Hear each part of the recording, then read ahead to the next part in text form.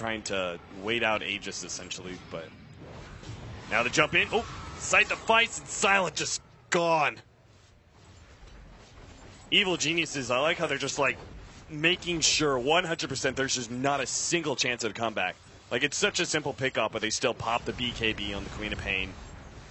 Use the ultimate out from Fear, because with the Storm Spirit gone, it just kind of ensures they'll get the second lane of Rax. There is a buyback from him, but they're not going to try and use it. They just realize they cannot possibly fight EG, especially with an Aegis, so there's no point in using a buyback, especially when they have the tier 2 up still. Hot dance.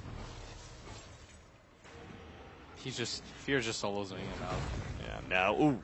Two-man Fisher, slow things down. They're going to try and pop some mail, but AUI is there, and he's ready to go with the black hole at any point in time. Silent needs to try and avoid that one. The Witcher's Curse actually controlling him. Nice blink to the side from Resolution, actually dodging that black hole, but Yoki will die on the left-hand side to Fear, who's going through support after support. Now, they managed to finish up the Enigma, but Fear is still a massive problem. He's still trying to chase down, always want to fly. Has Shellgrave up in a second, but it's just not up in time. Aloha Dance is having to deal with the illusions of Fear, bringing him quite low, and now Fear himself comes forward. He's got that ultimate, not afraid to use it on the support. Resolution low on mana now.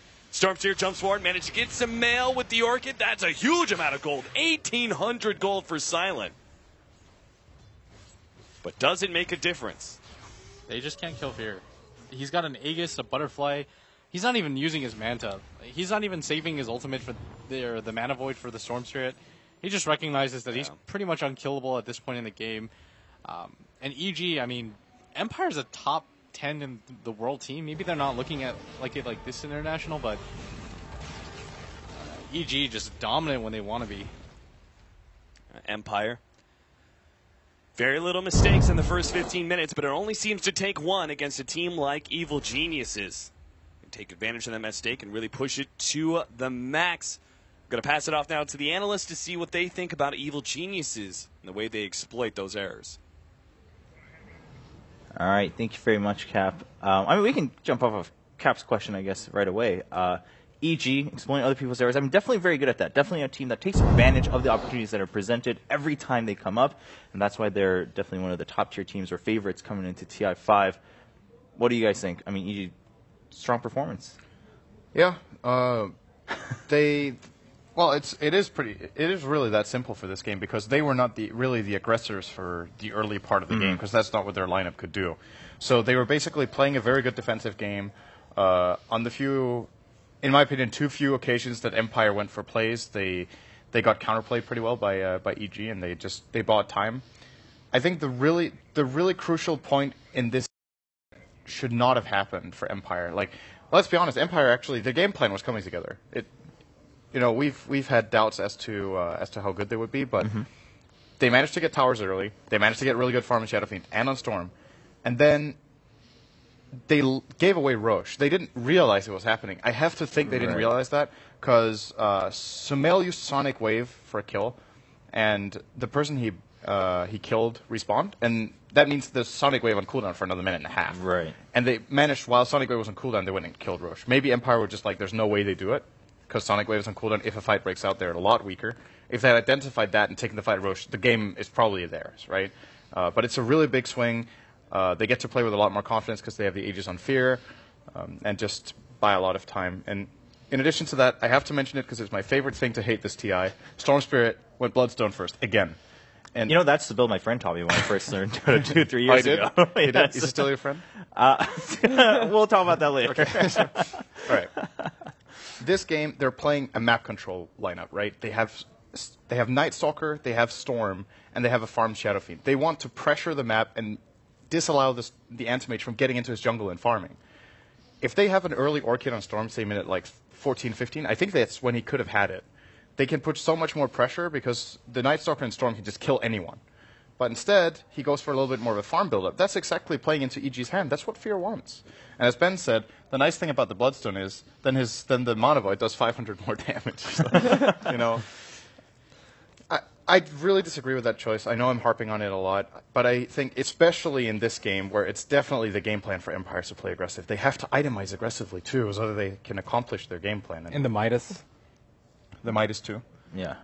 Which hero went Midas? Night Stalker? The Night Stalker, yeah. Yeah, I definitely, yeah. He went Night Stalker, building into Ags. I also don't think that was that great of a build this game. Night Stalker is generally great with Midas because you don't farm so well and you want to become relevant mid-late game. But how about early high-impact items so that, once again, you can gank and take the objectives? Maybe a Vlad's, maybe an early BKB, you know? Maybe, I mean, yeah, you say you're harping on it, but oftentimes it does sound like for very good reason. We can continue talking as we take a look at one of the highlights. Of course, this one, I believe, where EG wipes Team Empire. But going forward, let's talk about that a little bit. Why do you think we're seeing that? I mean, I'm just going to assume Havoc come up from so many different teams, but it's not just Empire that's been doing that build on Storm, or let alone just on other heroes too, always aiming for the late game build. It's just a safer build, I would think, just because people don't like to die very often. It's somewhat similar to like Dazzle maxing Poison Touch, or even putting any points into Poison Touch. It's an aggressive build, but if you aren't playing aggressively and you're just farming, it won't pay off at all. And again, you have to be like very confident that you can take fights. This fight, I actually thought Empire were doing very well at the start, but then NT Mage kind of cleans up everyone. They started off with a kill on. They started off with a kill on Bounty, but and I thought EG's position wasn't that great because a few of them were sieging the tower and a few of them were fighting at the T3. But Empire is a little weak at this point. I also don't think that the first blood should have happened. It was a Queen of Pain versus Shadow Fiend matchup, and Sumail kills him very early on. And we've seen like Queen of Pain plus Spirit Breaker unable to kill Shadow Fiends, and I mean Shadow Fiend can't do anything in that sort of matchup. Like, you can go back to the jungle, but if you can't like feel safe about double raising out the lane versus a solo Queen of Pain, and then Bounty Hunter doing his thing, like, you're just gonna not have a great game. For me, that like the previous game, when we were having the game of eHome versus EG, we said afterwards, after the second game, eHome just was able to hold off the fight, and then they went for it, and then they could end up the game. And it felt like Empire was aware that EG needed to delay the game and needed to wait for that perfect moment, and they were kind of skeptic of when that perfect moment was going to be, so they didn't seem to be confident enough to, when they should have been more confident and actually take more objective and take more fights and get those kills going, they didn't seem to have the confidence to actually go there and actually take those kills, and maybe already expecting that EG was going to come back. And that's very anti-Empire-esque, because normally they are the confident team, they are the team that finds the kills and keeps on fighting and then just rolls through. But it seemed like they were their own enemy in this game, and I think that like EG just plain out outplayed them. All right. Well, okay. So we had a bit of a different call here. So now waiting for game 2 here for EG versus Empire. I mean, do you think it's just their gears are kicking in really slow? Because you were saying, well, we saw progress from them, right? They did still get the early pressure they wanted, even if they didn't build for it. But going forward, do we think in game 2 we'll at least see a little bit more progress? I don't really feel like this is progress. That's the problem. Because to be fair, what they needed to do in this game on the level of play they are is pretty straightforward. So the part of the game they played well was the easy part, right? They have a lineup that's flat out just better in the early stage, and they have a lineup that will take the towers. And you saw the reason EG didn't fight for them was that EG identified, okay, this is not a fight we can win, or maybe there's a 10% chance we win if we get like a perfect combination, but the risk reward is just way in Empire's favor. So we are not even going to take the chance. Right. So they got that right, and then when they got the map control, they just didn't pressure anymore. I think in this game it speaks for itself. They got like, what was it, 5 or 6 kills with this hyper like aggressive lineup with Night Stalker and Storm Spirit. It's just not good enough. Right. All right. Well, hopefully they can turn it up. Of course, as we discussed earlier, I mean, we were talking about how every team comes in and no one's just like simply content that they're at TI. They come here with the hope and the goal to go as far as they can. Hopefully, of course, for everyone to be that TI champion. Everyone's had their story. For now, we're going to take a look at Team Empire and, of course, Aloha Dance. Просто там было такое время, когда там я вставал с утра там, с друзьями, мы просто ходили, давали всякие фрукты, там абрикосы, вишни, яблоки, и шли на базары, продавали, там какие-то деньги получали, там 20-30 гривен, ходили там что-то покупали, какие-то вещи в киоск. Мой старший брат ходил с друзьями в компьютерные клубы, мне ничего было делать, и я за ним ходил, в общем, наблюдал, как он играет. Я поначалу наблюдал, потом тоже стал играть, меня поначалу не брали в игры с ним, через какое-то время я стал сам играть.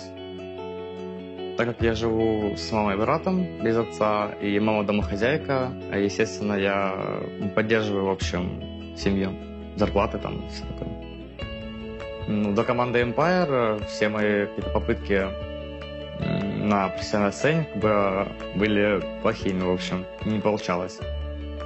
Всегда какие-то плохие места занимали, там последние на каких-то турнирах даже не очень, ну, там, где все команды были не очень сильные, вот. А вот в команде уже Empire, когда чувствуешь уверенность во всех игроках, ну вот, ты играешь с ними, понимаешь, что ну, ты уверен в каждом, то, что ну, он как бы сильно играет на своей роли, и ты знаешь, что от него ожидать, как это сказать. Ну, в общем, вот ты думаешь, Empire, если я не ошибаюсь, то у меня 100% попадание в гранд-финал. Ну, надеюсь, что на International это сохранится тоже. Вот. Ну и до Empire все мои попытки были ужасны. Вот. Dota дала мне возможность посетить много красивых мест. Начав Dota, я успел посетить такие страны, как Германию, США, Россию, Малайзию и Китай. Ну, мне нравится видеть новые места, смотреть вообще на окружение в других странах. Пока что я еще не особо много путешествовал, только начинаю. Но вот, допустим, последние турниры я уже понимаю, что дома я уже почти не бываю, там скучаю за домом, уже нету времени как бы вообще почти дома находиться, постоянно какие-то перелеты, переезды, но это уже начинает становиться тяжело со временем. Я живу в Харькове с мамой и братом в 4-комнатной квартире, а начал Доту с 7 лет.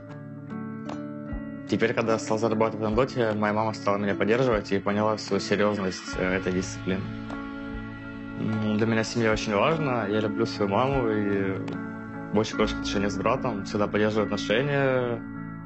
Ну, для меня семья это очень важно.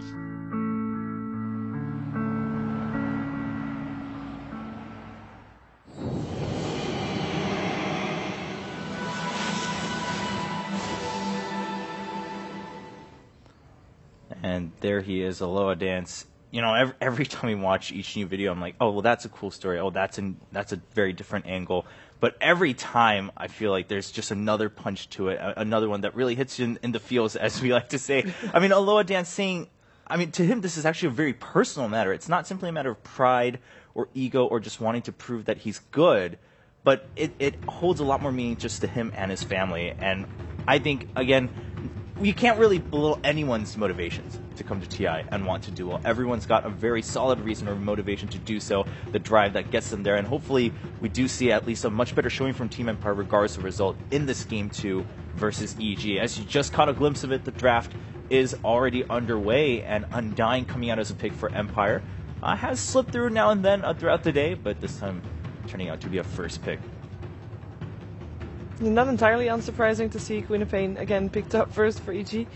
And again the Disruptor ban out as well. I do like the Undying on the Empire though, it might force them more to fight. It doesn't allow them to try and be passive or to try and play for late game, so to speak, as they did last game in the end. So maybe this is the push they need to get that ball rolling. I was actually, your exact choice of words is what I was thinking. They're forcing themselves to fight. That's what it seems like. Undying Bloodseeker first. You can't really just get too comfortable with just sitting back and letting the game just play out, right? So I don't know if they felt like there was a puzzle piece missing in the last game to being able to push. In my opinion, there wasn't. I think they had a really good hero composition. They got the start they needed.